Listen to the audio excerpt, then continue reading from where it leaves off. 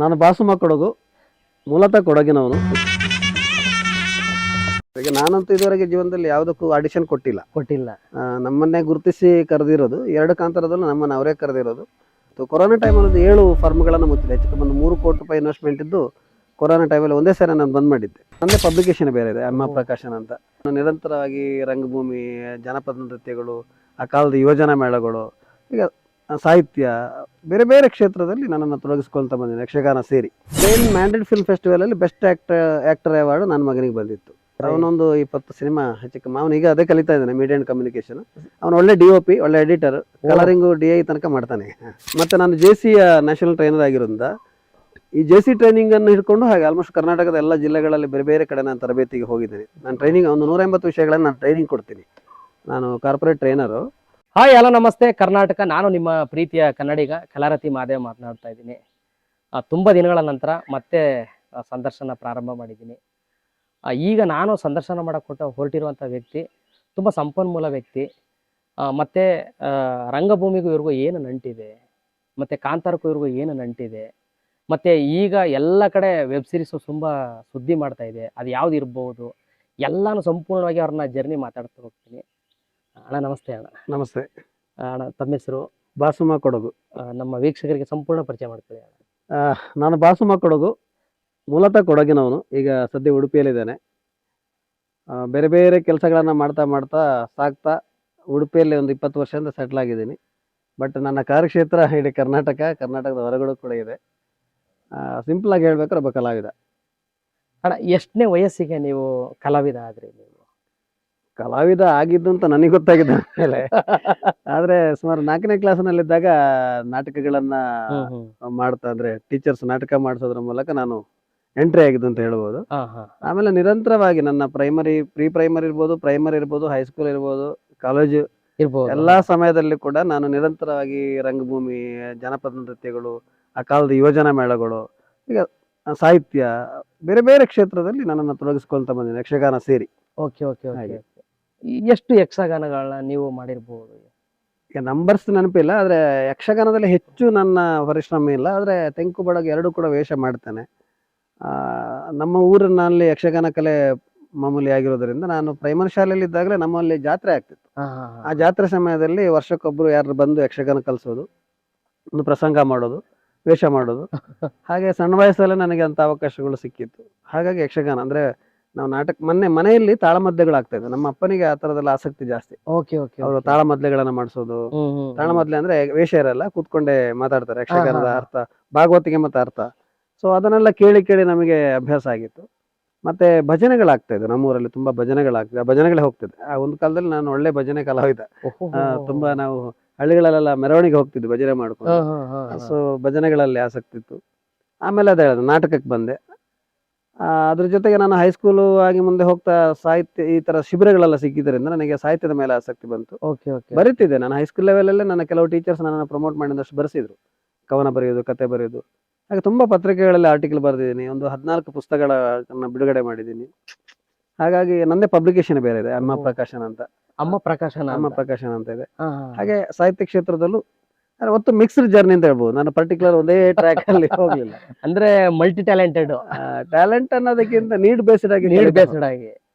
ನಮಗೆ ಬಾಲ್ಯದಲ್ಲಿ ತುಂಬಾ ಹಳ್ಳಿಯಲ್ಲಿ ಇದ್ದಿದ್ದರಿಂದ ಪ್ರಪಂಚ ಏನಂತ ಗೊತ್ತಿರ್ಲಿಲ್ಲ. ಮೊದಲ ಬಾರಿಗೆ ಪ್ರಪಂಚ ಏನು ಅಂತ ನಂಗೆ ಅರ್ಥ ಆಗಿದ್ದು ಒಂದು 6ನೇ ಕ್ಲಾಸಿನ ಮೇಲೆ. 6ನೇ ಕ್ಲಾಸಿನವರೆಗೆ ನನ್ನ ಹಳ್ಳಿ, ನನ್ನ ಶಾಲೆ ಬಿಟ್ರೆ ನಾನು ಬಹುಶಃ ಒಂದು ಸೈಕಲ್ ಕೂಡ ನೋಡ್ಲಿಲ್ವೇನೋ. 6ನೇ ಕ್ಲಾಸಿನವರೆಗೆ ಒಂದು ಸೈಕಲ್ ಕೂಡ ನೋಡ್ಲಿಲ್ಲ. ಅಷ್ಟು ಹಳ್ಳಿಯಲ್ಲಿದ್ದ ಮನುಷ್ಯ. ಅಂತ ಕುಗ್ರಾಮದಲ್ಲಿ ಇದ್ದದ್ದು. ಈಗ್ಲೂ ನನ್ ಸತ್ಯ ಹೇಳ್ಬೇಕಾದ್ರೆ ಈಗ ನಾವು ಈ ಆ ಜಾಗದಲ್ಲಿ ಇಲ್ಲ, ನಾವು ಜಾಗ ಮಾರಿದೀವಿ. ಬಟ್ ಆ ಜಾಗಕ್ಕೆ ಈಗಲೂ ಕನೆಕ್ಷನ್ ಆಗಿಲ್ಲ. ಅಂತ ಹಳ್ಳಿಯಲ್ಲಿ ನಾನು. ಹಳ್ಳಿ ಯಾವ್ದು ಅಂತ ನಮ್ಮ ವೀಕ್ಷಕರಿಗೆ ನೀವು? ಕೊಡಗು ಜಿಲ್ಲೆಯ ಗಡಿ ಪ್ರದೇಶ ಚೆಂಬು ಗ್ರಾಮ ಅಂತ ಹೇಳಿ, ಅಲ್ಲಿ ಮರ್ದಾಳ ಅಂತ ಒಂದು ಏರಿಯಾ ಇದೆ. ಈಗ ಬಾಸುಮ ಕೊಡಗು ಅಂದ್ರೆ ಬಾಲಸುಬ್ರಹ್ಮಣ್ಯ, ಮರ್ದಾಳ, ಕೊಡಗು ಅಂತ ನನ್ನ ಮನೆ ಹೆಸರು ಸೇರ್ಕೊಂಡು ಇರುವಂತದ್ದು. ಅಂತ ಹಳ್ಳಿಯಿಂದ ಬಂದಿರೋದ್ರಿಂದ ಯಾವಾಗ ನಾನು 6ನೇ ಕ್ಲಾಸಲ್ಲಿ ಒಂದ್ಸರಿ ಪೇಟೆಗೆ ಬಂದು, ಅದು ಬೇರೆ ಬೇರೆ ಕಾರಣಗಳಿದೆ. ಫಸ್ಟ್ ಟೈಮ್ ನಾನು ವಾಹನಗಳನ್ನು ನೋಡಿದ್ದು, ಡಾಮರ್ ರಸ್ತೆ ನೋಡಿದ್ದು. ಬಟ್ ಅವತ್ತು ನನ್ನ ಜಗತ್ತು ಬದಲಾಯ್ತು. ಎಷ್ಟನೇ ವಯಸ್ಸಿಗೆ ನೀವು ಮುಖಕ್ಕೆ ಬಣ್ಣ ಹಚ್ಚಿದ್ದು? ನಾಟಕನ ಇಲ್ಲ ಸಿನಿಮಾನ? ನಾಟಕನೇ. ಅದೇ 4ನೇ ಕ್ಲಾಸಿಂದ ಶುರು ಮಾಡಿದ್ದೀನಿ. ಹೈಸ್ಕೂಲಲ್ಲೂ ನಾಟಕಗಳು ಮಾಡಿದ್ದೀನಿ, PUC ಯಲ್ಲೂ, ಡಿಗ್ರಿಯಲ್ಲಿ ಎಲ್ಲ ಸಂದರ್ಭ ನಾಟಕ ಮಾಡಿದ್ದೀನಿ. ಡಿಗ್ರಿ ಹೋಗೋಷ್ಟೊತ್ತಿಗೆ ನಾನು ನಂದೇ ತಂಡ ಇತ್ತು, ಕಲಾ ತಂಡ ಕಟ್ಕೊಂಡು. ಓದಿದೆಲ್ಲ ಮಡಿಕೇರಿನೇ, ಅಂದ್ರೆ ಮಡಿಕೇರಿ, ಕೊಡಗು ಜಿಲ್ಲೆ, ಕೊಡಗು ಜಿಲ್ಲೆ. PUC ವರೆಗೆ ಸಂಪಾಜ ಇಂಜಿನಿಯರಿಂಗ್ ಕಾಲೇಜ್ ಅಂತ. Okay, okay. ಡಿಗ್ರಿ ನಾನು NMC Nehru memorial college Sullia, Sullia ದಕ್ಷಿಣ ಕನ್ನಡದಲ್ಲಿ ಬರುತ್ತೆ. ಆ ಟೈಮಲ್ಲಿ ನಾನು ಕಲಾ ಬಳಗವನ್ನೇ ಕಟ್ಕೊಂಡಿದ್ದೆ, ಮತ್ತೆ ನಾಟಕಗಳನ್ನು ನಿರ್ದೇಶನ ಮಾಡ್ತಿದ್ದೆ. ಮತ್ತೆ ಆ ಸಂದರ್ಭದಲ್ಲಿ ನಮ್ಮಲ್ಲಿ ಯೋಜನಾ ಮೇಳ ಅಂತ ಆಗ್ತಿತ್ತು, ರಾಜ್ಯ ಮಟ್ಟದ, ಜಿಲ್ಲಾ ಮಟ್ಟದ್ದು. ಅದಕ್ಕೆ ನಾಟಕಗಳನ್ನ ತಗೊಂಡು ಹೋಗ್ತಿದ್ದೆ. ರಾಜ್ಯ ಮಟ್ಟದವರೆಗೂ ನನ್ನ ನಾಟಕಗಳಿಗೆ ಪ್ರೈಸ್ ಬಂದಿದೆ. ಹಾಗಾಗಿ ಬಣ್ಣ ನನಗೆ ಗೊತ್ತಿಲ್ಲ, ಅದು ಹಚ್ಕೊಂಡು ಶುರು ಆಗ್ಬಿಟ್ಟಿದೆ ತನಾಗಿ ಶುರು. ಫಸ್ಟ್ ಟೈಮ್ ಸಿನಿಮಾದಲ್ಲಿ ಯಾವ ಸಿನಿಮಾಕ್ಕೆ ನೀವು ಮುಖಕ್ಕೆ ಬಣ್ಣ ಹಚ್ಚಿದ್ದು? ನನಗೆ ಸರಿಯಾಗಿ ನೆನಪಿಲ್ಲ, ಆದ್ರೆ ನಾನು ಬೆಂಗಳೂರಲ್ಲಿ ಇದ್ದಾಗ, ನಾನು ಆರ್ಟ್ ಕಾಲೇಜ್ ಬೆಂಗಳೂರು, ಕೆಲ್ ಸ್ಕೂಲ್ ಆಫ್ ಆರ್ಟ್ ಅಂತ ಆರ್ಟ್ ಡಿಪ್ಲೊಮಾ, ಆ ಸಮಯದಲ್ಲಿ ನಾನು ಮೊದಲು ಸೀರಿಯಸ್ ಆಗಿ ಸಿನಿಮಾದಲ್ಲಿ ತೊಡಗಿಸ್ಕೊಂಡಿದ್ದು. ಸುಮಾರು 92, 91, 92 ಆ ಟೈಮಲ್ಲಿ. ಸೊ ಇದುವರೆಗೆ ಒಂದು 35-36 ಸಿನಿಮಾಗಳಾದವು, ಕಾಂತಾರವು ಸೇರಿದ ಹಾಗೆ. ಕಾಂತಾರ 1 ಅಲ್ಲೂ ಇದೀರಿ, 2 ನಲ್ಲೂ ಇದೀರಿ. 2 ಇದ್ದೀನಿ. ನಮ್ಮ ವೀಕ್ಷಕರಿಗೆ ನೀವು ನಿಮ್ಮ ಪಾತ್ರದ ಪರಿಚಯ ಮಾಡಿ. ಹಾಗೆ ಕಾಂತಾರ 1 ನಲ್ಲಿ ನಾನು ಹೀರೋ ಚಿಕ್ಕಪ್ಪ, ಅಂದ್ರೆ ಗುರುವ ಅಂತ ಸಾಯ್ತಾನಲ್ಲ, ಗುರುವನ ಅಪ್ಪನ ರೋಲ್ ಮಾಡಿದ್ದೆ. ರೋಲ್ ಒಳ್ಳೆ ರೋಲ್, ಒಳ್ಳೆ ಖುಷಿ ಕೊಟ್ಟಿತ್ತು ನನಗೆ. ಕಾಂತಾರ 2 ಆರಂಭ ಆಗಿದ್ದು ನನ್ನ ಕಥೆಯಿಂದ. ನಾನು ಅದರಲ್ಲಿ 2 ರೋಲ್ ಮಾಡಿದ್ದೀನಿ. ಒಂದರಲ್ಲಿ ಫುಲ್ ಕ್ಲೀನ್ ಶೇವ್ಡ್ ಆಗಿ ಕತೆ ಹೇಳ್ತೀನಿ, ಹೇಳಕ್ಕೆ ನರೇಟ್ ಮಾಡ್ತಾ ಹೋಗ್ತೀನಲ್ಲ, ಅದು ಅಂದ್ರೆ ಹಳೆ ಕಾಂತಾರದ ಕಂಟಿನ್ಯೂಟಿ ರೋಲ್, ಅದು ಕೊರಗಪ್ಪ ಅಂತ, ಅದರ ಯಂಗರ್ ವರ್ಷನ್. ಇದು ಪ್ರೀಕ್ವೆಲ್ ಆಗಿರೋದು, ನಾನು ಹಳೆ ಕಾಂತಾರದಲ್ಲಿ ಏಜಿಗಿಂತ ಯಂಗರ್ ವರ್ಷನ್ ಇದು. ಅದರಲ್ಲಿ ಕತೆ ಹೇಳ್ತಾ ಹೋಗ್ತೀನಿ. ಆ ನಂತರ ಅಲ್ಲಿ ಇನ್ನೊಂದು ರೋಲ್ ಕೊಟ್ಟಿದ್ರು ನನಗೆ ಡೈರೆಕ್ಟ್ರು, ಅದು ಆ ಪಾರಿಗಳನ್ನು ಹೇಳೋದು, ದೈವವನ್ನು ಕರೆಯೋದು, ಫುಲ್ ವಿಗ್ ಹಾಕೊಂಡು ಬ್ಲ್ಯಾಕ್ ಗಡ್ಡ ಇಟ್ಕೊಂಡು, ಹಾಗೆ 2 ರೋಲ್ ಮಾಡಿದ್ದೀನಿ. ಆರಂಭದ ಕನ್ನಡದ ನರೇಷನ್ ಇದೆಯಲ್ಲ, ಟೋಟಲ್ ನರೇಷನ್ ನಂದೇ ಧ್ವನಿ ಅದು. ಆಮೇಲೆ ಮಲಯಾಳ, ಅದು ತುಳುವಿನಲ್ಲಿ ಕೂಡ ಉದ್ದಕ್ಕೂ ಪಾರಿ ಹೇಳೋದು ಹೇಳ್ತೀವಲ್ಲ, ಪಾರಿ ಅಂದ್ರೆ ಅದು ಸಂಧಿ ಹಿಡಿದಾಗ ಹೇಳ್ತೀವಿ, ಅದು ನಂದೇ ಧ್ವನಿ. ಹಾಗೆ ಕಾಂತಾರದಲ್ಲಿ ಅತ್ಯಂತ ಹೆಚ್ಚು ಧ್ವನಿ ಇರೋದು ನನ್ನದೇ. ಸರ್, ಆ ಧ್ವನಿಯಲ್ಲಿ ಒಂದು ತುಣುಕನ ನಮ್ಮ ವೀಕ್ಷಕರಿಗೋಸ್ಕರ ನೀವು ಹೇಳ್ಬೋದಾ? ನಂಗೆ ಪಟ್ಟಂತ ಅಲ್ಲ, ನೀವು ಅಡ್ಡಿಲ್ಲ. ಆರಂಭದಲ್ಲಿ ಕತೆ ಹೇಳ್ತೀನಿ ನೋಡಿ. ಅದು ಇದು ನಮ್ಮ ಪೂರ್ವಜರು ನೆಲೆಸಿರುವಂತ ಬೀಡು. ಅದು ನಾವು ನಂಬಿಕೊಂಡು ಬಂದ ದೈವ ಹಾ ಅಂತ ಹೇಳ್ಕೊಂಡು ಆರಂಭದಲ್ಲಿ ಕತೆ ಸ್ಟಾರ್ಟ್ ಆಗುತ್ತೆ ನಮ್ದು. ಆಮೇಲೆ ತುಳುವಿನಲ್ಲಿ ಅದು ಪಾರಿ, ಆವಾಗ ಬಾಯ್ಪಟ್ಟ ಕೂಡ ಹೇಳಿದ್ರೆ ತುಂಬ ಉದ್ದಕ್ಕಿದೆ. ಅದು ಹೆಚ್ಚು ಕಮ್ಮಿ ಒಂದು 16 ನಿಮಿಷ ಇದೆ ಕಂಟಿನ್ಯೂಸ್. ಹಾಗೆ ಅದೆಲ್ಲ ನಮ್ಗೆ ಗೊತ್ತಲ್ಲ, ಶೂಟಿಂಗ್ ಎಲ್ಲ ಅಲ್ಲೆಲ್ಲ ನೋಡ್ತೀವಿ, ಪಟ್ ಅಂತ ಹೇಳ್ತೀವಿ. ಹಾಗೆ ನಾನು ಹೆಚ್ಚಾಗಿ ನೆನಪಿಟ್ಕೊಳ್ಳೋದು ಕಡಿಮೆ. ಹಾಗೆ ಅಣ್ಣ, ನೀವು ಕಾಂತಾರ 1 ನಲ್ಲೂ ಇರ್ತೀರಾ, 2 ನಲ್ಲೂ ಇರ್ತೀರಾ. ಅಷ್ಟು ಸುಲಭದ ಮಾತಲ್ಲ ಕಾಂತಾರ ಆಗ್ಬೇಕಾದ್ರೆ. ಅದು ನೋಡಕ್ಕೆ ಅದು ಒಂದೇ ವರ್ಡಲ್ಲಿ ದಂತಕಥೆ ಅಂತ ಬರೆದಿದ್ದಾರೆ. ಆದ್ರೆ ನೀವು ಅನುಭವಿಸಿದಿರಲ್ಲ, ಅದು ದಂತಕಥೆ ಅಲ್ಲ, ಲೈವ್ ಅನುಭವಿಸಿದ್ರ ನೀವು. ಆ ಕಾಡೊಳಗಡೆ ರಿಷಬ್ ಶೆಟ್ರು ಆ ಕಾಲೊಂದು ಕೈದೆಲ್ಲ, ಕಾಲೆಲ್ಲ ಬೆಂದೋಗದ ರೀತಿ ಆಗಿದ್ದು, ಆ ಕಷ್ಟಪಟ್ಟಿದ್ದು. ನೀವು ಎಷ್ಟು ತಿಂಗಳು ಆ ಶೂಟಿಂಗ್ ಶೆಡ್ಯೂಲಲ್ಲಿ ಇದ್ರಿ? ನೀವು ಪಟ್ಟಂತ ಕಷ್ಟ ಹೆಂಗಿತ್ತು ಆ ಕಾಡು ಒಳಗಡೆ ಎಲ್ಲ? ರಿಷಬ್ ಆಕ್ಚುಲಿ ವೈಯಕ್ತಿಕವಾಗಿ ನಿಮಗೆ ಶ್ರಮ ಇತ್ತು. ಕಷ್ಟ ಅನ್ನೋದಕ್ಕಿಂತ ನಾನು ಶ್ರಮ ಅಂತ. ಯಾಕಂದ್ರೆ ಕಷ್ಟಪಟ್ಟು ಯಾರು ಮಾಡಿಲ್ಲ, ಇಷ್ಟಪಟ್ಟು ಮಾಡಿದ್ದಾರೆ. ಬಹುಶಃ ಅದು ರಿಷಬ್ ಶೆಟ್ರ್ ಆಗಲಿ ಎಲ್ಲರೂ ಅಷ್ಟೇ. ಆ ಇಷ್ಟಪಟ್ಟು ಮಾಡಿದ್ದಕ್ಕೆ ಅಷ್ಟು ಒಳ್ಳೆ ಸಿನಿಮಾ ಕೊಡೋದಕ್ಕೆ ಸಾಧ್ಯ ಆಯಿತು. ಆರಂಭದ ಕಾಂತಾರ ಬಹಳ ರಿಲ್ಯಾಕ್ಸ್ಡ್ ಆಗಿತ್ತು, ಮೊದಲ ಕಾಂತಾರ. ಮತ್ತೆ ಶಿಸ್ತುಬದ್ಧವಾಗಿತ್ತು, ಹೆಚ್ಚು ಯಾರು ಕಾಯಲಿಲ್ಲ. ಈಗ ಅಲ್ಲೆಲ್ಲ ಶೆಡ್ಯೂಲ್ ಹೇಗಿತ್ತು ಅಂದ್ರೆ, ನಮಗೆ ಒಂದು ದಿವಸ ಅವರು ಡೈರೆಕ್ಟರ್ ಕೊಟ್ಬಿಟ್ರೆ ಆ ಟೈಮಲ್ಲೇ ನಮ್ದು ಶೂಟ್ ಆಗ್ತಿತ್ತು. ಆ ತರದ ಬಹಳ ಪಕ್ಕಾ ಪ್ಲಾನ್ಡ್ 2 ಪ್ರಾಜೆಕ್ಟ್ ಬಹಳ ಪಕ್ಕಾ ಪ್ಲಾನ್ಡ್ ಆಗಿತ್ತು. 2ನೇ ಪ್ರಾಜೆಕ್ಟ್ ಅಲ್ಲಿ ಸ್ವಲ್ಪ ಉದ್ದ ಆಯ್ತು, ಯಾಕಂದ್ರೆ ಮಳೆಯ ಕಾರಣಗಳು, ಬೇರೆ ಪ್ರಾಕೃತಿಕ ವಿಕೋಪಗಳ ಕಾರಣದಿಂದ ಇದಾಗಿದೆ. ಬಿಟ್ರೆ ಅದನ್ನು ಹೊರತುಪಡಿಸಿದ್ರೆ ಬಹಳ ಶಿಸ್ತುಬದ್ಧವಂತ ಒಂದು ಸಂಘಟಿತವಾದಂಥ ಶೂಟಿಂಗ್ ಅದು. ಹಾಗಾಗಿ ಯಾರಿಗೂ ಅಂತ ಕಷ್ಟ ಅಂದ್ರೆ ಏನಂದ್ರೆ, ಅದೇ ಮಳೆ ಬರ್ತಿತ್ತು, ಮಳೆ, ಕಾಡಿನ ಒಳಗೆ ಸೊಳ್ಳೆ ಕಚ್ಕೊಳ್ಳೋದು, ಜಿಗಣೆ ಇವೆಲ್ಲ ನಾರ್ಮಲ್ ಆಗಿ ಇದ್ದಂಥ ಸಂಗತಿಗಳು. ಆಮೇಲೆ ಓಡೋದು, ಹಾರೋದು, ಬೀಳೋದು ಇದ್ದಾಗ ಕಾಲಿಗೆ ಕೈಗೆ ಏಟಾಗೋದು, ಇವೆಲ್ಲ ನಿದ್ದೆ ಬಿಡೋದು, ಬೆಂಕಿಗಳ ಮಧ್ಯೆ ಹೋರಾಟ ಮಾಡೋದು, ಕುದುರೆಗಳ ಮಧ್ಯೆ ಜಗಳ, ಯುದ್ಧ ಮಾಡುವಾಗ ಹೊಡೆಸ್ಕೊಳ್ಳೋದು, ಬಡಿಸ್ಕೊಳ್ಳೋದು, ಇವೆಲ್ಲ ಎಲ್ಲ ಕಡೆ ಇದ್ದಂಥದ್ದೇ. ಹಾಗಾಗಿ ನಾನಂತೂ ಎಲ್ಲೂ ಕಷ್ಟ ಅಂತ ಹೇಳ್ಕೊಂಡಿಲ್ಲ. ಬಹುಶಃ ನಮ್ಮಲ್ಲಿ ಯಾರು ಹೇಳಿಲ್ಲ, ನಮ್ಮ ಶ್ರಮ ಪಟ್ಟಿದ್ದೇವೆ, ಆ ಶ್ರಮಕ್ಕೆ ತಕ್ಕದಾದ ಫಲ ಬಂದಿದೆ ಅಂತ ಭಾವಿಸ್ತೇನೆ. ಮತ್ತೆ ರಿಷಬ್ ಶೆಟ್ರು ಬಹಳ ಒಂದು ಏನಾಗ್ತದೆ, ಡೌನ್ ಟು ಅರ್ತ್ ಡೈರೆಕ್ಟರ್. ಅವ್ರ ವಿಷನ್ಸ್ ಚೆನ್ನಾಗಿದೆ. ಹಾಗಾಗಿ ಅವರು ಪಾತ್ರಗಳನ್ನ ಸೆಲೆಕ್ಟ್ ಮಾಡುವಾಗ ತುಂಬಾ ಚೂಸಿಯಾಗಿ ಸೆಲೆಕ್ಟ್ ಮಾಡ್ತಾರೆ, ಬೇಕಾಬಿಟ್ಟು ಸೆಲೆಕ್ಟ್ ಮಾಡಿಲ್ಲ. ನೀವು ಗಮನಿಸಬಹುದು ಸಿನಿಮಾದಲ್ಲಿ, ಆ ಪಾತ್ರ ಅವನಿಗೆ ಯಾಕೆ ಕೊಟ್ಟರು ಅಂತ ಅನ್ಸೋದೇ ಇಲ್ಲ. ಅದು ಪ್ರತಿ ಪಾತ್ರಕ್ಕೂ ಒಂದು ನ್ಯಾಯ ಕೊಡುವ ರೀತಿಯಲ್ಲಿ ಅವರು ಆಯ್ಕೆ ಮಾಡ್ಕೊಂಡ್ರು. ಈಗ ನಾನಂತೂ ಇದುವರೆಗೆ ಜೀವನದಲ್ಲಿ ಯಾವುದಕ್ಕೂ ಆಡಿಷನ್ ಕೊಟ್ಟಿಲ್ಲ. ನಮ್ಮನ್ನೇ ಗುರುತಿಸಿ ಕರೆದಿರೋದು. 2 ಕಾಂತಾರದಲ್ಲೂ ನಮ್ಮನ್ನ ಅವರೇ ಕರೆದಿರೋದು. ಇಲ್ಲೂ 2ನೇ ಕಾಂತಾರದಲ್ಲಿ ರಿಷಬ್ ಶೆಟ್ರಿಗೂ ನಿಮ್ಗೂ ಮೊದಲೇ ಪರಿಚಯ ಇತ್ತಾ, ಇಲ್ಲ ಯಾರ ಮುಖಾಂತರದಿಂದ? ಅದು ಪರಿಚಯ ಅನ್ನೋದಕ್ಕಿಂತ ನಾವು ಒಂದೇ ಊರಿನವ್ರಿಗೆ ಗೊತ್ತಿರುತ್ತೆ ಪರಸ್ಪರ. ಈಗ ಮೊದಲ ಸಿನಿಮಾಕ್ಕೂ ನನ್ನನ್ನ ಬೇಕು ಅಂತ ಹೇಳಿ ಅಂದರೆ ಪ್ರಕಾಶ್ ತೂಮಿನಾಡ್ ಅವ್ರು ಹೇಳಿದ್ರೆ ಅಂತ ಅದು ಬಸ್ಮವ್ರ ಹತ್ರ ಮಾಡಿಸ್ಬೋದು ರೋಲ್ ಅಂತ. ಅದು ತುಂಬ ಜನ ಬಂದಿದ್ದಾರೆ ಎಂಟ್ರಿಗೆ, ಅವರಿಗೆ ಸ್ಯಾಟಿಸ್ಫ್ಯಾಕ್ಷನ್ ಆಗಿರಲಿಲ್ಲ. ಆಗಿಲ್ಲ. ಹಾಗಾದ್ರೆ ಹೌದು ಕರ್ಸಿ ಹಂಗಾರೆ ಅಂದರು. ನನ್ನನ್ನು ಗೊತ್ತಿತ್ತು ಅವರಿಗೆ, ಹೀಗೆ ತುಂಬ ಆತ್ಮೀಯರೇನಲ್ಲ, ಗೊತ್ತಿತ್ತು ಅಷ್ಟೇ. ಹೋದೆ, ಸ್ಕ್ರಿಪ್ಟ್ ಕೊಟ್ಟರು, ನೋಡಿದರೆ ಸ್ವಲ್ಪ ಕಟ್ಟಬಿಡಿ ಆಗ್ಬೋದು ಅಷ್ಟೇ. ಅಂದರೆ ಇಂಟರ್ವ್ಯೂ ಅಂತ ಏನಿರಲಿಲ್ಲ, ಅಷ್ಟೇ ಮಾತು. ಬಟ್ ಸಿನಿಮಾದಲ್ಲಿ ಈಗಿನ ಗಡ್ಡಕ್ಕಿಂತ ತುಂಬಾ ದೊಡ್ಡ ಅಲ್ಲ, ಇದೀಗ ಮೊನ್ನೆ ಒಂದು ಕನ್ನಡ ಸಿನಿಮಾಕ್ಕೆ ನಾನು ಫಸ್ಟ್ ಟೈಮ್ ಹೇರ್ ಕಪ್ ಮಾಡಿದ್ದೆ. ಹೇರ್ ಕಪ್ ಮಾಡಿರೋದಲ್ಲ, ಫುಲ್ ವೈಟ್ ಇದೆ. ಹೌದೌದು. ಆಮೇಲೆ ಒಂದು ವೆಬ್ ಸೀರೀಸ್ ಅಲ್ಲಿ ಹಿಂಗೆ ಕೋವಿ ಹಿಡಿದು ಗುಂಡು ಹೊಡೆಯೋದು ಒಂದು, ಅದು ಆಕ್ಚುಲಿ ಕಾಂತಾರಕ್ಕಿಂತಲೂ ಮೊದಲು ಮಾಡಿದ ಸಿನಿಮಾ ಅದು. ಹೌದಾ? ಮೊದಲನೇ ಕಾಂತಾರಕ್ಕೆ ಮೊದಲು ಮಾಡಿದ ಸಿನಿಮಾ ಅದು. ಅದು ಎಲ್ಲೆಡೆ ಈಗ ಸೋಷಿಯಲ್ ಮೀಡಿಯಾದಲ್ಲಿ ತುಂಬಾ ಚೆನ್ನಾಗಿ ವೈರಲ್ ಆಗ್ತಾ ಇದೆ. ಅದು ಏಕಂ ಸೀರೀಸ್ ಅಂತ ನಾವು ಮಾಡಿದ್ವಿ, ರಕ್ಷಿ ಶೆಟ್ಟಿ, ಪರಮ ಬ್ಯಾನರ್ ಮತ್ತು ನಮ್ದು ಜರ್ನಿ ಮ್ಯಾನ್ ಪ್ರೊಡಕ್ಷನ್ಸ್. ಒಂದು 7 ಸಿನಿಮಾ ಎಲ್ಲ ಸಿನಿಮಾಕ್ಕೂ ನಾನೇ ಪ್ರೊಡಕ್ಷನ್ ಡಿಸೈನರ್ ಆಗಿದ್ದೆ. ಒಂದರಲ್ಲಿ ನಾನು ಆಕ್ಟ್ ಮಾಡಿದ್ದೀನಿ ಮೇನ್ ರೋಲ್. ಅದು ಆ ಗೆಟಪ್ ಅಲ್ಲೇ ನೆಕ್ಸ್ಟ್ ಫಸ್ಟ್ ಕಾಂತಾರದಲ್ಲಿ ಇದ್ದದ್ದು ನಾನು. ಆಗ ಆ ಕಾಂತಾರವನ್ನು ನೋಡಿ ಆ ಪ್ರಕಾಶ್ ತುಮಿನಾಡು ನಮ್ಮ ವೆಬ್ ಸೀರೀಸ್ ಅಲ್ಲಿ ಕೆಲಸ ಮಾಡಿದ್ರು, ಸನಿಲ್ ಗುರು ಮತ್ತೆ ಪ್ರಕಾಶ್. ಸೊ ಅವರು ಹಾಗೆ ನನ್ನನ್ನು ಅಲ್ಲಿ ಸಜೆಸ್ಟ್ ಮಾಡಿರೋದು, ನನ್ನ ಇಲ್ಲಿ ನೋಡಿದ್ದಕ್ಕೆ. ಹಾಗೆ ಅದರಲ್ಲಿ 7 ಸೀರೀಸ್. ಈಗ ನಿಮಗೆ G5 ಹೋದ್ರೆ 99 ರೂಪಾಯಿಗೆ 7 ಸಿನಿಮಾ ಸಿಗುತ್ತೆ. ಒಂದರಲ್ಲಿ ನಾನು ಮುಖ್ಯ ಪಾತ್ರ ಮಾಡಿದ್ದೇನೆ, ಒಂದರಲ್ಲಿ ಸೈನ್ ಶೆಟ್ಟಿ ಹೀರೋ, ನನ್ನ ಮಗಳು ಹೀರೋಯಿನ್ ಇದ್ದಾಳೆ ಪಲ್ಲವಿ. ಆಮೇಲೆ ಒಂದರಲ್ಲಿ ರಾಜ್ ಬಿ ಶೆಟ್ಟಿ ಅವರಿದ್ದಾರೆ, ಒಂದರಲ್ಲಿ ಪ್ರಕಾಶ್ ರೈ ಅವರಿದ್ದಾರೆ, ಒಂದರಲ್ಲಿ ಮಾನಸಿ ಸುಧೀರ್ ಅವರಿದ್ದಾರೆ, ಒಂದರಲ್ಲಿ ಮಲಯಾಳಿ ಆರ್ಟಿಸ್ಟ್ಗಳಿದ್ದಾರೆ, ಒಂದು ಮಕ್ಕಳ ಸಿನಿಮಾ. ಹೀಗೆ ಒಂದು 7 ಸಿನಿಮಾ ನಿಮಗೆ ಸಿಗುತ್ತೆ ಅದರಲ್ಲಿ. ಅವೆಲ್ಲವೂ ಕೂಡ ನಾವು ಕಾಂತಾರಕ್ಕೆ ಮುಂಚೆ ಮಾಡಿದಂತ ಏಕಂ ಸೀರೀಸ್ ಅಂತ ವೆಬ್ ಸೀರೀಸ್ ಅದು. ಅದರಲ್ಲಿ ನಿಮ್ಮ ಮಗಳು ಇದ್ದಾಳೆ. ಒಂದು ಸಿನಿಮಾ ಫ್ಲೈಟ್ ಅಂತ, ನನ್ನ ಮಗಳು ಹೀರೋಯಿನ್, ಸ್ವಂತ ಮಗಳು. ಹೌದು. ಏನ್ ಹೆಸರು ಅವ್ರು ನಮ್ಮ ವೀಕ್ಷಕರಿಗೆ? ಪಲ್ಲವಿ ಕೊಡಗು ಅಂತ. ಅವಳು ಈಗ ಮಾಸ್ಟರ್ಸ್ ಮಾಡ್ತಾ ಇದ್ದಾಳೆ. ಅವಳು PUC ಅಲ್ಲಿ ಇದ್ದಾಗ ಸಿನಿಮಾ ಮಾಡಿದ್ದು. ಸೈನ್ ಶೆಟ್ಟಿ ಹೀರೋ, ಇವಳು ಹೀರೋಯಿನ್ ಆಗಿ ಮಾಡಿದ್ದು ಫ್ಲೈಟ್. ಬಿಗ್ ಬಾಸ್ ಅಲ್ಲಿ ಇದ್ರಲ್ಲ ಸೈನ್ ಶೆಟ್ಟಿ. ಹೌದೌದು. ನನ್ನ ಮಗಳು ಅವ್ರು ತುಂಬಾ ಸಿನಿಮಾ ಮಾಡಿದಾಳೆ. ಈಗ ನನ್ನ ಮನೆಯಲ್ಲಿ ಎಲ್ಲರೂ ಸಿನಿಮಾ ನಟ್ರೆ. ನೀವು ಒಂಥರ ಅವಿಭಕ್ತ ಕುಟುಂಬದೊಳಗೆ ಫುಲ್ ಕಲಾವಿದರ ಕುಟುಂಬ ತುಂಬಿ ತುಳುಕಾಡ್ತಾ ಇದೆ. ಈಗ ನಾವು ನಮ್ಮ ಮೂಲ ಫ್ಯಾಮಿಲಿ ಎಲ್ಲ ಇಲ್ಲೇ ಇದೆ ಕೊಡಗಿನಲ್ಲಿ. ನಾವೀಗ ಉಡುಪಿಯಲ್ಲಿ ಹೋಗಿ ಸೆಟ್ಲ್ ಆಗಿದೆ. ನಾನು, ನನ್ನ ಹೆಂಡತಿ, 2 ಮಕ್ಕಳು. ಹೆಂಡತಿ ಕೂಡ ಸಿನಿಮಾ ಅಲ್ಲಿ ಅಭಿನಯಿಸ್ತಾಳೆ. ಅಂದ್ರೆ ನಾವು ಒಂದು ರೀತಿಯಲ್ಲಿ ಆರ್ಟ್ ಸಿನಿಮಾಗಳ ಮೂಲಕ ಬಂದಿರೋದು. ನಾನು ಹೆಚ್ಚು ಗಿರೀಶ್ ಕಾಸರವಳ್ಳಿ ಅವರ ಪ್ರಾಜೆಕ್ಟ್ ಮಾಡಿರೋದು. ಈಗ ಕಾಂತಾರ ನನ್ನ 31ನೇ ಸಿನಿಮಾ. ಕಾಂತಾರ 31ನೇ ಸಿನಿಮಾ ಪ್ರಚಾರ ಆಗಿದ್ದು ಕಾಂತಾರದಲ್ಲಿ ಅಷ್ಟೇ. ಅದರಿಂದ ಅಷ್ಟು ಸಿನಿಮಾ ಮಾಡಿದೆ. ಮಿಸ್ಸಸ್ ಕೂಡ ಒಂದು 10 ಸಿನಿಮಾ ಮಾಡಿದಾಳೆ. ಈಗ ಇತ್ತೀಚೆಗೆ ಸೂಪ್ರಮ್ ಶೋ ಅಂತ ಹೇಳಿ, ಹೌದು, ಅದರಲ್ಲಿ ಕೂಡ ಅವಳು ನಮ್ಮ ಪುರೋಹಿತನ ಅಮ್ಮನ್, ಪ್ರಸಾದನ ಅಮ್ಮನ್ ಪಾತ್ರ ಮಾಡಿದ್ರು. ಹಾಗೆ ಮಗ ಕೂಡ ಇಂಟರ್ನ್ಯಾಷನಲ್ ಅವಾರ್ಡ್ ಸಿನಿಮಾದಲ್ಲಿ, ದೃಶ್ಯ ಕೊಡಗು ಅಂತ, ಗಿರೀಶ್ ಕಾಸರವಳ್ಳಿ ಅವರ ಇಲ್ಲಿರಲಾರೆ ಅಲ್ಲಿಗೆ ಹೋಗಲಾರೆ ಸಿನಿಮಾದಲ್ಲಿ ಮುಖ್ಯ ಪಾತ್ರ ಮಾಡಿ ರೋಮ್, ಸ್ಪೇನ್, ಜರ್ಮನಿ 3 ಕಡೆ ಕೂಡ ಅವಾರ್ಡ್ ಬಂದಿತ್ತು ಆ ಸಿನಿಮಾಕ್ಕೆ. ಸ್ಪೇನ್ ಮ್ಯಾಂಡ್ರಿಡ್ ಫಿಲ್ಮ್ ಫೆಸ್ಟಿವಲ್ ಅಲ್ಲಿ ಬೆಸ್ಟ್ ಆಕ್ಟರ್ ಅವಾರ್ಡ್ ನನ್ನ ಮಗನಿಗೆ ಬಂದಿತ್ತು. ಅದು ಅವನೊಂದು 20 ಸಿನಿಮಾ ಹೆಚ್ಚು. ಅವನು ಈಗ ಅದೇ ಕಲಿತಾ ಇದ್ದಾನೆ, ಮೀಡಿಯಾ ಅಂಡ್ ಕಮ್ಯುನಿಕೇಶನ್. ಅವನು ಒಳ್ಳೆ DOP, ಒಳ್ಳೆ ಎಡಿಟರ್, ಕಲರಿಂಗು DI ತನಕ ಮಾಡ್ತಾನೆ. ಈಗ ಸೆಕೆಂಡ್ ಡಿಗ್ರಿ ನಟನೆಯ ಜೊತೆಗೆ ಇಷ್ಟೊಂದು ಭಂಡಾರವನ್ನ ಅಡಗಿಸ್ಕೊಂಡಿರುವಂತ ಕುಟುಂಬ ನಿಮ್ದು. ನಾಟಕದಿಂದ ಅಲ್ವಾ, ಹಾಗಾಗಿ. ನಾನು ಇನ್ನೊಂದು ಕೇಳ್ಪಟ್ಟೆ, ಯಾವ್ದು ವರ್ಲ್ಡ್ ರೆಕಾರ್ಡ್ ಆಗಿದೆ, ಅದು ನನ್ನ ಮಗಂದು. ಹೌದಾ?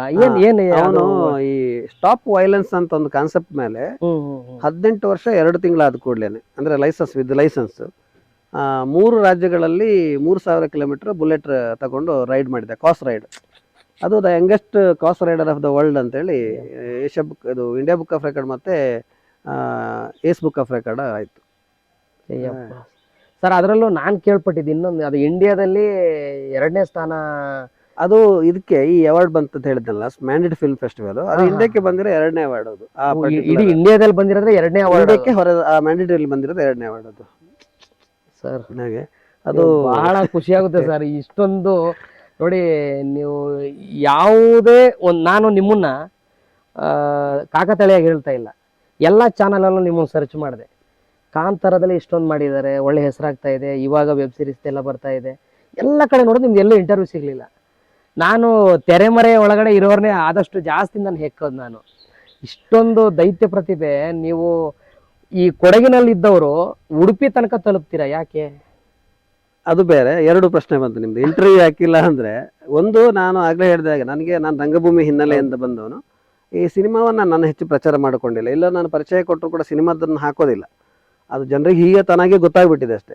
ಮತ್ತೆ ನಾನು ಹೆಚ್ಚು ಪ್ರಚಾರಕ್ಕೆ ಹೋಗಿ ಯಾವುದೇ ಗಿಮಿಕ್ಸ್ಗಳನ್ನು ಇದುವರೆಗೆ ಮಾಡಲಿಲ್ಲ. ತುಂಬಾ ಜನ ಇಂಟರ್ವ್ಯೂಗೆ ನನ್ನನ್ನು ಬೆಂಗಳೂರು ಬನ್ನಿ, ಮುಂಬೈಗೆ ಬನ್ನಿ ಅಂತೆಲ್ಲ ಆಮಂತ್ರಿಸಿದ್ರು. ನಾನು ಖರ್ಚಾಕಿ ಹೋಗಿ ಇಂಟರ್ವ್ಯೂ ಕೊಟ್ಟು ಬರುವಂತ ಅಷ್ಟು ನಂಗೇನು ಅಗತ್ಯ ಅಂತ ಅನಿಸ್ಲಿಲ್ಲ, ಹಾಗೆ ಹೋಗ್ಲಿಲ್ಲ. ತೀರಾ ಅಭಿಮಾನದಾಗೆ ನೀವು ಕರೆದ್ರೆ ನಾವು ಬಂದ್ವಿ, ಅಭಿಮಾನದಲ್ಲಿ ಮಾಡಿದ್ರೆ ಓಕೆ. ಇಲ್ಲ, ಹಿಂದಿನ ಕಾಂತಾರದಾಗ ಒಂದು ಇಂಟರ್ವ್ಯೂ ಮಾಡಿದ್ರು, ಹಳೆ ಕಾಂತಾರ ಆದಾಗ ಮತ್ತೆ ಇಲ್ಲಿ ಸುಳ್ಯದಲ್ಲಿ ಒಬ್ಬರು ಮೇಡಮ್ ನನ್ನನ್ನು ಇಂಟರ್ವ್ಯೂ ಮಾಡಿದ್ರು. ಹ್ಮ್ ಹ್ಮ್ ಹ್ಮ್. ಅದು ಹೀಗೆ ಆತ್ಮೀಯವಾದಂಥ, ಹಾಗಾಗಿ ಇಂಟರ್ವ್ಯೂಗಳು ಜಾಸ್ತಿ ಆಗಿಲ್ಲ ಅನ್ನುವಂಥದ್ದು. ಮತ್ತೆ ನಾನು ಕೊಡಗಿನಿಂದ ಉಡುಪಿಗೆ ಬರೋದು ಒಂದು ಡೈರೆಕ್ಟ್ ಜರ್ನಿ ಅಲ್ಲ ನಂದು. ನಾನು ಆಲ್ಮೋಸ್ಟ್ ಕರ್ನಾಟಕದ ಬೇರೆ ಬೇರೆ ಭಾಗದಲ್ಲಿ ಹೋಗಿದ್ದೇನೆ. ಅಂದ್ರೆ ಅಂದ್ರೆ ಕಲಾವಿದರು ನಿಂತ ನೀರಲ್ಲ ಹರಿಯೋ ನೀರು ತರ ಅಂತ ನೀವ್ ಹೇಳಕ್ ಹೊರಟಿದ್ರ. ಕರ್ನಾಟಕದ ಎಲ್ಲ ತಾಲೂಕಲ್ಲೂ ನಾನು ಕೆಲಸ ಮಾಡಿದ್ದೀನಿ ರಂಗಭೂಮಿ ಸಂಬಂಧಪಟ್ಟ ಹಾಗೆ. ಮತ್ತೆ ನಾನು JCಯ ನ್ಯಾಷನಲ್ ಟ್ರೈನರ್ ಆಗಿರೋದ್ರಿಂದ ಈ JC ಟ್ರೈನಿಂಗ್ ಅನ್ನು ಹಿಡ್ಕೊಂಡು ಹಾಗೆ ಆಲ್ಮೋಸ್ಟ್ ಕರ್ನಾಟಕದ ಎಲ್ಲ ಜಿಲ್ಲೆಗಳಲ್ಲಿ ಬೇರೆ ಬೇರೆ ಕಡೆ ನಾನು ತರಬೇತಿಗೆ ಹೋಗಿದ್ದೀನಿ. ನಾನು ಟ್ರೈನಿಂಗ್ ಒಂದು 180 ವಿಷಯಗಳನ್ನು ನಾನು ಟ್ರೈನಿಂಗ್ ಕೊಡ್ತೀನಿ. ನಾನು ಕಾರ್ಪೊರೇಟ್ ಟ್ರೈನರು, ಬೇರೆ ಬೇರೆ ಸಬ್ಜೆಕ್ಟಲ್ಲಿ ಟ್ರೈನಿಂಗ್ ಮಾಡ್ತೀನಿ. ಅದು ಹಾಗಾಗಿ ನನ್ನ ತಿರುಗಾಟ ಇದೆ. ಅದ್ರ ಜೊತೆಗೆ ನಂದು ಬಿಸ್ನೆಸ್ ಕೂಡ ಸ್ವಲ್ಪ ಇರಾಟಿಕ್ ಬಿಸ್ನೆಸ್. ಯಾಕಂದ್ರೆ ನಂದು hotels and resort development, civil construction. Okay okay okay. ಹಾಗಾಗಿ ಈಗಾಗಲೇ ಒಂದು 31 ರಿಸಾರ್ಟ್ಸ್ ಮಾಡಿದ್ದೀನಿ ನಾನು. ಅದು ಕರ್ನಾಟಕದ ಬೇರೆ ಬೇರೆ ಜಿಲ್ಲೆಗಳಲ್ಲಿ, ಉತ್ತರದ ಬೆಳಗಾವಿಂದ ಹಿಡಿದು ಎಲ್ಲ ಕಡೆ, ಮೈಸೂರು ಎಲ್ಲ ಕಡೆ, ಕರ್ನಾಟಕದ ಹೊರಗೂ ಮಾಡಿದ್ದೇನೆ, ಕೇರಳ, ಪೂನಾ, ಗೋವಾ ಎಲ್ಲ. ಹಾಗಾಗಿ ಬಿಸ್ನೆಸ್ಗೂ ಓಡಾಡ್ತಾ ಇರ್ತೀನಿ. ಈಗಲೂ ಒಂದು 6 ಸೈಟ್ ಆಗ್ತಾ ಇದೆ ಬೇರೆ ಬೇರೆ ದಿಕ್ಕಿನಲ್ಲಿ. ನಾನು ಯಾವಾಗಲೂ ವಾರ ಪೂರ್ತಿ ಕಾರ್ ಹಿಡ್ಕೊಂಡು ಓಡಾಡ್ತಿರ್ತೀನಿ. ಹಾಗಾಗಿ ಜರ್ನಿ ನಂದು ದೊಡ್ಡದಿದೆ. ನಾನು ಮೈಸೂರಲ್ಲಿ ಬಿಸ್ನೆಸ್ ಸ್ಟಾರ್ಟ್ ಮಾಡಿದ್ದೆ ಒಂದ್ಸರಿ, ಬೆಂಗಳೂರಲ್ಲಿ ಬಿಸ್ನೆಸ್ ಇತ್ತು. ಕೊರೋನಾ ಟೈಮಲ್ಲಿ ಒಂದು 7 ಫರ್ಮ್ಗಳನ್ನು ಮುಚ್ಚಿದೆ. ಹೆಚ್ಚು ಕಮ್ಮಿ ಒಂದು 3 ಕೋಟಿ ರೂಪಾಯಿ ಇನ್ವೆಸ್ಟ್ಮೆಂಟ್ ಇದ್ದು ಕೊರೋನಾ ಟೈಮಲ್ಲಿ ಒಂದೇ ಸರಿ ನಾನು ಬಂದ್ ಮಾಡಿದ್ದೆ. ಅದು ಬೆಸ್ಟ್ ಡಿಸಿಷನ್ ನಾನು ತಗೊಂಡಿದ್ದೆ. ಆವಾಗ ಮೊದಲೇ ಸ್ಟಾರ್ಟ್ ಆದಾಗಲೇ ಬಂದ್ ಮಾಡಿದ್ದೆ. ಬೇರೆ ಬೇರೆ ಬಿಸ್ನೆಸ್ ಇದೆ ನಮ್ದು. ಪ್ರಿಂಟಿಂಗ್ ಪ್ರೆಸ್ ಇದೆ, ಕಂಪ್ಯೂಟರ್ ಶಾಪ್ ಇದೆ, ಸೆಕ್ಯೂರಿಟಿ ಸಿಸ್ಟಮ್ಸ್ ಇದೆ, ಸಿನಿಮಾ ಎಡಿಟಿಂಗ್ ಸ್ಟುಡಿಯೋ ಇದೆ, ಸಿನಿಮಾ ಸ್ಟುಡಿಯೋ ಇದೆ. ಹೀಗೆ ಬೇರೆ ಬೇರೆ ಬಿಸ್ನೆಸ್ ಇರೋದರಿಂದ ನನ್ನದು ಟ್ರಾವೆಲ್ ಇರುತ್ತೆ. ಆದರೆ ಎಲ್ಲೋ ಒಂದು ಕಡೆ ಸೆಟ್ಲ್ ಆಗಬೇಕು ಅಂತ ಅನಿಸಿತ್ತು. ಹಾಗಾಗಿ ನಾವು ಕೊನೆಗೆ ಉಡುಪಿಯ ಜಾಗವನ್ನು ಆಯ್ಕೆ ಮಾಡ್ಕೋ. ಯಾಕಂದ್ರೆ ಸಾಂಸ್ಕೃತಿಕವಾಗಿ ಬಹಳ ರಿಚ್ ಆಗಿರೋ ಜಾಗ ಉಡುಪಿ ಅಂತ ಗೊತ್ತಾದ್ರಿಂದ ಬಿಸ್ನೆಸ್ಸಿಗೂ ಸಾಂಸ್ಕೃತಿಕ ಚಟುವಟಿಕೆ ಎರಡಕ್ಕೂ ಅನುಕೂಲ ಆಗುತ್ತೆ ಅಂತ ನಾವು ಉಡುಪಿಯನ್ನು ಆಯ್ಕೆ ಮಾಡ್ಕೊಂಡು ಅಲ್ಲಿ ಸೆಟ್ಲ್ ಆಗಿರೋದು. ಈಗಲೂ ಕೂಡ ಈ ಬಿಸ್ನೆಸ್ ನಡುವೆ ಒಂದು ಹೊಸ ಸಿನಿಮಾ ಕೈ ಹಾಕೊಂಡಿದ್ದೀನಿ. ಏಪ್ರಿಲ್ ಅಲ್ಲಿ ಶೂಟಿಂಗ್ ಸ್ಟಾರ್ಟ್ ಮಾಡಬೇಕು ಅಂತಿದ್ದೀನಿ. ಹೌದಾ? ನಾನೇ ಡೈರೆಕ್ಟ್ ಮಾಡ್ತಾ ಇದ್ದೀನಿ. Okay okay okay. ಅದು ಈ ಯಾವ ಬೇಸೋಡ ಮೇಲೆ ಎತ್ಕೊಂಡಿದ್ದೀರಾ ಆ ಪ್ರಾಜೆಕ್ಟ್? ಅಲ್ಲ, ನನಗೆ ಸಿನಿಮಾಗಳು ಅಲ್ಲ ತುಂಬಾ ಮಾಡಿರೋದ್ರಿಂದ ಅವಾರ್ಡ್ಗೆ ಅಪ್ಲೈ ಮಾಡೋ ತರನ? ಅಲ್ಲ, ಎರಡು ಸಿನಿಮಾನ ತೀರಾ ಕಮರ್ಷಿಯಲ್ ಅಲ್ಲ. Hero heroine fight dance formula cinema ಅಲ್ಲ. ಇಲ್ಲ ಅಲ್ಲ, ಒಂದು ಸ್ಪೆಷಲ್ ಆದಂತ ಒಂದು ಕಲಾತ್ಮಕವಾದ ಸಿನಿಮಾವನ್ನೇ ಮಾಡ್ತಿದ್ವಿ. ಆದ್ರೆ ಕಮರ್ಷಿಯಲ್ ಸಕ್ಸಸ್ ಆಗ್ಬೇಕು ಅನ್ನೋ ಸ್ಟ್ರಾಟಜಿ ಇಟ್ಕೊಂಡೇ ಮಾಡ್ತಾ ಇದ್ವಿ. ಅಂದ್ರೆ ನೋಡ್ಬೇಕು, ಈಗ ತುಂಬಾ ಅವಾರ್ಡ್ ಸಿನಿಮಾಗಳ ಜನ ನೋಡಲ್ಲ, ಜನ ನೋಡ್ಬೇಕು. ಈಗಂತೂ ನಮ್ಮ ಕೋಸ್ಟಲ್ ವುಡ್ ತುಂಬಾ ಡಿಫರೆಂಟ್ ಆದ ಸಿನಿಮಾಗಳನ್ನ ಕೊಡೋದಕ್ಕೆ ಹೆಸರಾಗಿದೆ. ಸೊ ಹಾಗಾಗಿ ನಾನು ಅದೇ ಟ್ರ್ಯಾಕ್ನಲ್ಲೇ ಒಂದು ಡಿಫ್ರೆಂಟ್ ಆದ ಸಿನಿಮಾನ ಕೊಡಬೇಕು ಅಂತ ಹೊರಟಿದ್ದೀನಿ. ಒಂದು ಕಲೆ ಇತ್ಯಾದಿಗಳ ಆಧಾರನ ಇಟ್ಕೊಂಡೇ ಒಂದು ಸಿನಿಮಾ ಮಾಡ್ತಾ ಇದ್ದೀನಿ. ನೀವು ಹೋದ ಕಡೆ ಎಲ್ಲ ರೆಸ್ಪಾನ್ಸ್ ಎಲ್ಲ ಯಾವ ರೀತಿ ಇದೆ? ಗುರುತಿಸೋದು ಜನ ನಿಮ್ಮನ್ನ? ಆಕ್ಚುಲಿ ನನ್ನನ್ನು ಹೇಗೆ ಗುರುತಿಸ್ಬೇಕು ಅಂತ ನಾನು ಇಷ್ಟಪಟ್ಟಿದ್ನೋ ಹಾಗೆ ಗುರುತಿಸ್ತಾ ಇಲ್ಲ, ಅದು ಬೇರೆ ವಿಷಯ. ಯಾಕಂದ್ರೆ ಸಿನಿಮಾ ಬಂದ್ಮೇಲೆ ಕಾಂತಾರ, ಈಗ ಇತ್ತೀಚೆಗೆ ತುಳುವಿನಲ್ಲಿ ಕಟ್ಟೆಮಾರ್ ಅಂತ ಬಂದಲ್ಲಿ ಒಳ್ಳೆ ರೋಲ್ ಇತ್ತು. ಇತ್ತೀಚೆಗೆ ಮೇಲಿನ ಮೇಲೆ ಕೆಲವು ಸಿನಿಮಾಗಳು ಬಂದಿರೋದ್ರಿಂದ ಬಿಚ್ಚುಗತ್ತಿಯ ಬಂಟನ ಬಲೇರಿನ ಚೋಮಂದುಡಿದು ಬಂತು. ಹಾಗೆ ಬೆಂಗಳೂರಲ್ಲೆಲ್ಲ ನನ್ನ ಪೋಸ್ಟರ್ಸ್, ಬೆಂಗಳೂರು ಅಥವಾ ಕರಾವಳಿಯಲ್ಲಿ ನನ್ನ ಫೋಟೋ ಇರೋ ಪೋಸ್ಟರ್ಸ್, ಬ್ಯಾನರ್ಸ್ ಬೀಳ್ಲಿಕ್ಕೆ ಶುರು ಆಯ್ತು. ಹಾಗಾಗಿ ಜನಗಳಿಗೆ ಈಗ ಹೋದಾಗ ಇವರೇ ಅಂತ ಗುರುತಿಸ್ತಾರೆ. ನನ್ನ ಅಪಿಯರೆನ್ಸ್ ಕೂಡ ಹೆಚ್ಚು ಚೇಂಜ್ ಆಗಿದೆ. ಪೋಸ್ಟರ್ ಕರಾವಳಿ ಕುಂದಾಪುರದಲ್ಲಿ ನೋಡಿದ್ದೆ. ಬೈಪಾಸ್ ಅಲ್ಲೆಲ್ಲ ಹಾಕಿದ್ರು, ಟೌನ್ ಒಳಗಡೆ ಎಲ್ಲ ಅಂಟಿಸಿದ್ರು. ಅದೇ, ಹಾಗಾಗಿ ಜನ ಈಗ ಸಿನಿಮಾ ಕಲಾವಿದ ಅಂತ ಗುರುತಿಸ್ತಾ ಇದ್ದಾರೆ. 36 ಸಿನಿಮಾಗಳಾದವು, ಸಣ್ಣ ಪುಟ್ಟ ರೋಲ್ಗಳು. ಅದು ನಮ್ಮ ರಿಷಬ್ ಶೆಟ್ರು ತಮಾಷೆ ಹೇಳ್ತಿದ್ರು, ನಾನು ಕೆಲವು ಫಿಲ್ಮ್ ಅಲ್ಲಿ ಸೆಕೆಂಡ್ ಹೀರೋ ಮಾಡಿದ್ದೇನೆ ಅಂತ. ಸೆಕೆಂಡ್ ಹೀರೋ ಅಂದ್ರೆ ಎಷ್ಟು 1 ಸೆಕೆಂಡ್ ಬಂದು ಹೋಗಿದ್ದೇನೆ ಅಂತ. ಹಾಗೆ ಕೆಲವು ಸಿನಿಮಾಗಳೆಲ್ಲ ಸಣ್ಣ ಬಂದು ಹೋದ ಪಾತ್ರಗಳು ಮಾಡಿದ್ದೇನೆ, ಒಳ್ಳೆ ಪಾತ್ರಗಳನ್ನು ಮಾಡಿದ್ದೀರಿ. ಹಾಗಾಗಿ ಒಂದು 36ರಷ್ಟು ಸಿನಿಮಾಗಳು, ಇನ್ನೊಂದು 3-4 ಸಿನಿಮಾ ಈಗ ಬರ್ಲಿಕ್ಕೆ ಇದೆ. ನಾನು ಆಕ್ಟ್ ಮಾಡಿದ್ದು ರಿಲೀಸ್ ಆಗ್ಲಿಕ್ಕೆ ಬಾಕಿ ಇದೆ. ನಾನು ಕಲಾ ನಿರ್ದೇಶನ ಮಾಡಿದ್ದೇನೆ ತುಂಬಾ ಸಿನಿಮಾಗಳಿಗೆ. ಬ್ಯಾಕ್ ಸ್ಟೇಜ್ ಅಲ್ಲಿ ಸಹ ನಿರ್ದೇಶಕನಾಗಿ, ಇವನ್ ರೈಟಿಂಗ್ ಅಲ್ಲಿ, ಕ್ಯಾಮರಾದಲ್ಲಿ, ಮೇಕಪ್ ಅಲ್ಲಿ, ಬೇರೆ ಬೇರೆ ವಿಭಾಗದಲ್ಲಿ ಕೆಲಸ, ಎಲ್ಲ ಡೈಮೆನ್ಷನ್ ಕೆಲಸ ಮಾಡಿದ್ದೀನಿ. ಅದೆಲ್ಲ ಲೆಕ್ಕ ಹೇಳಿದ್ರೆ ಸುಮಾರು 60 ಸಿನಿಮಾ ಕೆಲಸ ಮಾಡಿದ್ದೀನಿ ನಾನು. ಹಾಗೆ ಸರ್, ನಾವು ನಿಮ್ಮಂತ ಸಂಪನ್ಮೂಲ ವ್ಯಕ್ತಿ ಪಕ್ಕದಲ್ಲಿ ಕೂತ್ಕೊಂಡು ನಾನು ನಿಮ್ಮನ್ನ ಮಾತಾಡ್ತಿರೋದು ನನಗೆ ತುಂಬಾ ಖುಷಿ ಆಗ್ತದೆ. ನೀವು ಕಲಾವಿದ್ರೆ, ನೀವು ಕೂಡ ಹಲವಾರು ಸಿನಿಮಾದಲ್ಲಿ ಮಾಡಿದಿರಿ. ಕಾಟೇರದ ನಿಮ್ಮ ಪಾತ್ರದ ಬಗ್ಗೆ ಒಳ್ಳೆ ಅಭಿಪ್ರಾಯ ಇದೆ ಅಣ್ಣ. ನನ್ಗೆ ಅಂದ್ರೆ ಅಣ್ಣ, ಈಗ ನಾವು ರಂಗಭೂಮಿ ಕಲಾವಿದರಾಗಿರೋದ್ರಿಂದ ಯಾರೋ ನಮ್ಮನ್ನ ಮಾಡ್ತಾರೆ, ಯಾರೋ ಮಾತಾಡಿಸ್ತಾರೆ ಅಂತ ಕಾಯೋದಕ್ಕಿಂತ ನಾವೇ ಒಂದು ವೇದಿಕೆ ಸೃಷ್ಟಿ ಮಾಡಿದ್ರೆ ನಮ್ಮಂತ ಕಲಾವಿದರಿಗೆ 100 ಜನಕ್ಕೆ ಒಂದು ವೇದಿಕೆ ಆಗಲಿ ಅಂತ. ಅಲ್ಲ, ಇದು ನಿಮ್ಮ ಪ್ರಯತ್ನ, ಒಳ್ಳೆ ಪ್ರಯತ್ನ. ನಾನು ಗಮನಿಸಿದ್ದೇನೆ ನಿಮ್ಮ ಚಾನಲ್ ಅನ್ನ. ತುಂಬಾ ಕಲಾವಿದನ ಇಂಟರ್ವ್ಯೂ ಮಾಡಿದಿರಿ, ಖುಷಿ ಆಯ್ತು.